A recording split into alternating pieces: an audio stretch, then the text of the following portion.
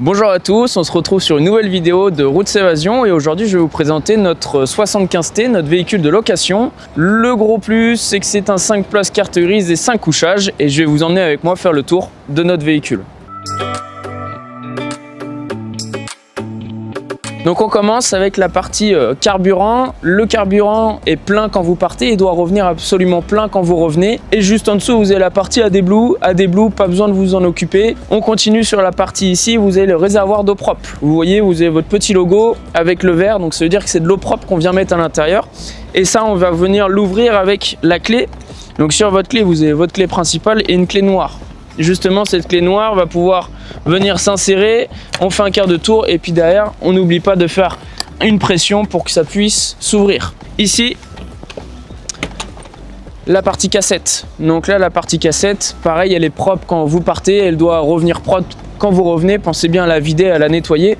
En utilisation, c'est très simple. Vous avez une tirette verte qui est en dessous. La tirette verte, on vient la tirer et vous avez votre cassette. Derrière, à l'utilisation, on verra à l'intérieur. C'est très simple aussi, vous avez votre bouchon, on vient dévisser et on n'oublie pas de faire un appel d'air avec ce bouton là. On va retrouver la partie soute. Donc pour la partie soute, vous allez avoir la partie aussi bouteille de gaz. Bouteille de gaz, vous en avez deux. Les deux sont à peu près pleines, il y a une qui est branchée qui est tout le temps mise et une de secours. On vous met à votre disposition aussi des cales pour mettre à niveau votre camping-car. On vous met aussi également toute la partie filaire, donc ça va être des rallonges, les prises P17, les prises camping, tout ça est à votre disposition. On vous met également la partie tuyauterie pour pouvoir remplir justement les eaux propres. On vous met deux chaises, une table et puis aussi les coussins. Si jamais vous êtes 5, et bien effectivement vous pouvez dormir à 5 dans le camping-car, donc c'est aussi dans la soute. À l'arrière de votre véhicule, c'est un 7,40 m. Donc si jamais vous mettez des vélos, le véhicule sera encore plus grand. Ici vous avez un porte-vélo qui est déjà prédisposé. C'est un 2 vélos, ça peut être des vélos électriques sans problème. Et puis vous retrouvez aussi votre caméra arrière qui est de série sur les véhicules. Enfin, de ce côté-là, pour finir, vous avez votre logo que vous retrouvez également comme sur les eaux propres. Donc ça va être le même logo, mais ça va être justement pour vider les eaux sales. Donc vous avez une tirette noire qui se situe juste en dessous. On vient tirer vers l'extérieur, ça va venir vidanger votre récipient d'eau sale. Donc ça va être de la cuisine, ça va être de votre salle de bain. Toutes ces eaux-là vont être contenues dans un contenant en dessous et vous allez pouvoir justement vider vos eaux sales. Bien sûr, pensez à le vider dans un endroit approprié, pas dans la nature. Et j'enchaîne juste à côté, vous avez justement ici votre prise extérieure, donc pour pouvoir recharger vos batteries. Vos batteries vont pouvoir se recharger quand vous allez rouler. Quand vous branchez aussi également ici, ça va pouvoir recharger vos batteries. On va présenter la partie intérieure maintenant de notre Joa. Alors le marchepied, lui, est un marchepied électrique. Vous avez un bouton à l'intérieur qui permet de l'ouvrir. Pas besoin de penser à le refermer, il est automatique. Donc dès que vous mettez le contact, vous allez avoir un petit bip et il va se rentrer tout seul. Ici, dès l'entrée, vous allez avoir quelques boutons qui sont quand même importants. Vous allez surtout pouvoir allumer votre centrale avec ce bouton-là. On appuie dessus et ça vient allumer la partie tablette qui est juste en haut. Ici, du coup, on va vous présenter la partie tablette qui va pouvoir donc gérer votre camping-car. Vous avez 3 modules qui vont pouvoir s'allumer, s'activer et s'éteindre. Le premier module, ça va être toute la partie pompe. Pompe à eau, donc pour la partie cuisine, pour la partie douche, il faut absolument penser à activer la pompe. Le deuxième, la petite lumière. Comme son logo l'indique, ça va être pour gérer toute la partie lumière. Donc les lumières ici, les lumières partout dans votre véhicule, ça va être ici, vous allez pouvoir les contrôler. Et deuxième, la partie équipement. Équipement, ça va être à servir à baisser votre lit ou à le monter. Les 3 logos du haut, vous allez avoir votre récipient d'eau propre qui va être ici, l'eau sale qui va être juste ici, et puis là la partie voltage de la batterie. Quand vous désirez partir l'hiver ou même en été, vous allez avoir besoin d'un chauffage et du chauffe-eau. Pour ça, pour l'activer, c'est la manette qui est juste à côté de la tablette. Très simple d'utilisation. Vous allez avoir votre premier niveau 0. Donc là, il est ni en chauffage ni en chauffe-eau. Si vous voulez votre chauffe-eau, vous voyez juste au-dessus, vous avez 40 degrés et 60 degrés. Ça, c'est la partie température de l'eau désirée. Donc on va venir tourner sur 60 ou sur 40. Si jamais vous voulez mettre votre chauffage inversement, on vient se mettre sur la flamme qui est juste ici. Et puis après, vous avez des numéros de 1 à 5 qui va être l'intensité que vous souhaitez dans votre véhicule. Pareil, on le met dessus, on le met sur le niveau 2, le niveau 3 ou le niveau 4. Vous voyez la lumière verte s'est allumée, donc ça veut dire qu'il s'est lancé. Et ensuite, le dernier bouton, c'est si jamais vous voulez votre chauffage et votre chauffe-eau en même temps.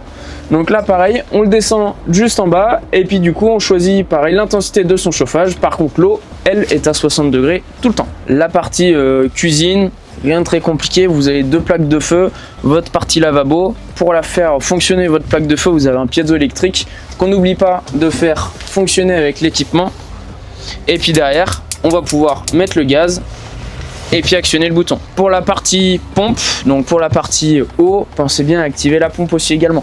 Si vous actionnez et qu'il n'y a rien qui sort, ça veut dire que votre pompe n'est pas actionnée. Côté frigo, vous avez quand même un grand frigo pour 5 personnes avec la partie congélateur. Congélateur qui fait du froid, il va garder les glaçons, il va faire des glaçons. Pour l'allumer et pour l'éteindre, rien de compliqué, c'est un Trimix. Donc il va fonctionner grâce à la batterie, au 12 volts et puis aussi également au gaz. Donc dans tous les cas, que vous soyez à l'arrêt, peu importe où, vous avez toujours votre frigo qui fonctionne.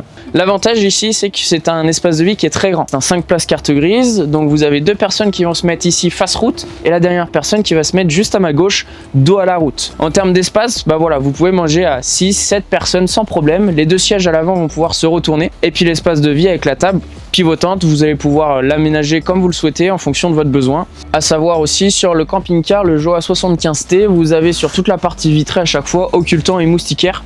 Pour la partie espace de vie, pour les moduler en fonction de votre besoin, vous avez 2 manettes qui sont en dessous de la table. Elles vont vous permettre justement de faire les rotations gauche-droite et puis de faire la rotation aussi pivotée.